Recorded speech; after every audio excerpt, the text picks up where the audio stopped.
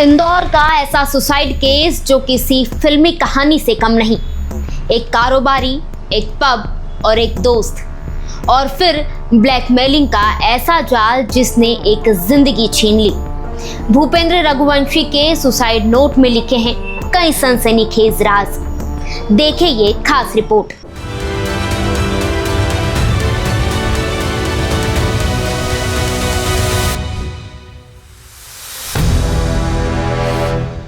दोस्ती, प्यार और फिर ब्लैकमेलिंग का खेल।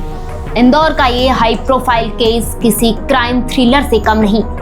कारोबारी भूपेंद्र रघुवंशी जिसके पास था पैसा, शोहरत और नाम, लेकिन जिंदगी की किताब में आखिरी पन्ना उन्होंने लिखा सुसाइड। पुलिस की जांच में अब सामने आई पार्टियों की तस्वीरें, पब की दोस्ती और धमकी भरे रिश्तों की कहानियां, जिन्होंने इस केस को बना दिया high profile crime story. Indore के कारोबारी भूपेंद्र रघुवंशी ने कुछ दिन पहले फांसी लगाकर आत्महत्या कर ली थी। भूपेंद्र इंदौर के 3 पब और एक रेस्टोरेंट का मालिक था। शुरुआती जांच में सामने आया कि उनका इति तिवारी से करीबी रिश्ता था, जो बाद में तनाव और ब्लैकमेलिंग तक पहुंच गया। भूपेंद्र और इति की दोस्ती एक पब में हुई थी, लेकिन ये दोस्ती कब ब्लैकमेलिंग और पैसों के लेन देन तक पहुंच गई, किसी को पता नहीं चला। भूपेंद्र के लिखे सुसाइड नोट में आखिर क्या क्या राज छुपे हैं।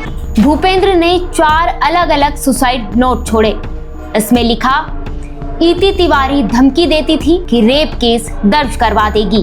25 लाख रुपए देकर एक बार मामला सुलझाना पड़ा।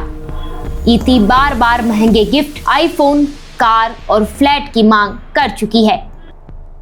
उसने मेरे फोन तोड़वाए और निजी डेटा हैक कर लिया। 4 सुसाइड नोट और हर नोट में छिपे सनसनीखेज राज। भूपेंद्र रघुवंशी ने मौत से पहले लिखी अपनी आखिरी दास्तान। कहीं इति तिवारी का जिक्र, कहीं ब्लैकमेलिंग की धमकी, तो कहीं पैसों के लेन देन का खुलासा। कभी कार, कभी फ्लैट, तो कभी आईफोन और कैश की मांग। भूपेंद्र के शब्दों ने साफ कर दिया है कि कैसे दोस्ती और मोहब्बत बदल गई ब्लैकमेलिंग के डरावने खेल में। बड़ा सवाल यह है कि भूपेंद्र जैसे बड़े कारोबारी पर इतना दबाव आखिर कैसे बना, और इस पूरी साजिश में और कौन कौन शामिल हो सकता है। पुलिस अब मामले में टेक्निकल एंगल से जांच कर रही है। भूपेंद्र और इति दोनों के बैंक अकाउंट की जांच होगी। कॉल रिकॉर्ड्स और सोशल मीडिया चैट्स खंगाली जाएगी। भूपेंद्र के ड्राइवर शुभम और गार्ड सौरभ के बयान भी लिए जा चुके हैं। गार्ड सौरभ के मुताबिक इति की सहेली अरीशा को इस ब्लैकमेलिंग की पूरी जानकारी थी। पुलिस अब उससे भी पूछताछ कर रही है। भूपेंद्र ने अपने 3 दोस्तों करण, दीपेश और श्रीकांत का जिक्र किया, लेकिन जांच में सामने आया कि इन दोस्तों को सिर्फ इतना पता था कि भूपेंद्र और इति के बीच संबंध है। ब्लैकमेलिंग और पैसों की डील की उन्हें जानकारी नहीं थी। यानी भूपेंद्र ने ब्लैकमेलिंग का दर्द अपने दोस्तों से भी छुपा के रखा था।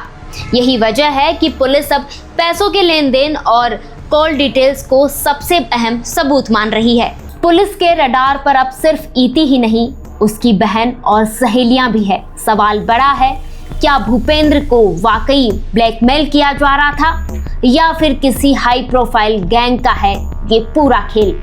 जांच जैसे जैसे आगे बढ़ रही है, वैसे वैसे इस केस की हकीकत और भी सनसनीखेज होती जा रही है।